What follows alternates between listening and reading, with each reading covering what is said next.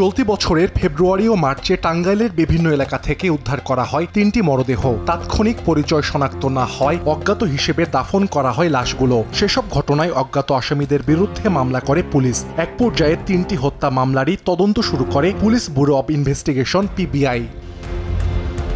বুধবার সন্ধ্যায় সংবাদ সম্মেলনে পুলিশ জানায়, মঙ্গলবার জামালপুর থেকে গ্রেফতার করা হয় কনক নামে এক যুবককে। জানানো হয় ঢাকা সেনানিবাসে সৈনিক পদে কর্মরত ছিলেন তিনি। পরে শৃঙ্খলা ভঙ্গের দায়ে চাকরিচ্যুত হন। সেনাবাহিনীতে চাকরি দেওয়ার কথা বলে জেলার ৩ যুবক প্রত্যেকের কাছ থেকে ৮ লাখ টাকা করে সর্বমোট ২৪ লাখ টাকা নেন কনক। পরে চাকরি দিতে না পারায় আরেকজনের সহায়তায় ৩ জনকেই হত্যার পরিকল্পনা করা হয়। বিভিন্ন সময় সামাদ সজীব, আতিক হাসান ও রাহাত হোসেন উজ্জ্বলকে হত্যার পর লাশ ফেলে রাখা হয় জেলার বিভিন্ন স্থানে। বলে যে আমি টাকা হলে চাকরি দিতে পারবো, কিন্তু চাকরি তো টাকা দিয়ে হয় না, যোগ্যতা ছাড়া।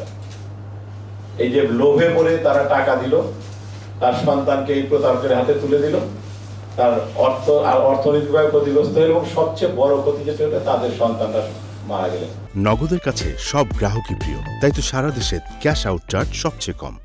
পুলিশ আরও জানায়, হাতে নেওয়া টাকার মধ্যে ৯ লাখ টাকা তার সহযোগীকে দেয় কনক। বাকি টাকা শেষ করেন অনলাইনে জুয়া খেলে। হত্যাকাণ্ডে সহায়তাকারীকে গ্রেফতারে অভিযান চালাচ্ছে পুলিশ। কেউ এরকম প্রতারণার ফায়দা পা দিবেন না। কেউ যদি এরকম প্রতারণায় আপনাকে আকৃষ্ট করতে চায়, আইন শৃঙ্খলা বাহিনীকে বলুন যে সে আমাকে এরকম অফার দিচ্ছে যে টাকা হলে এই হবে।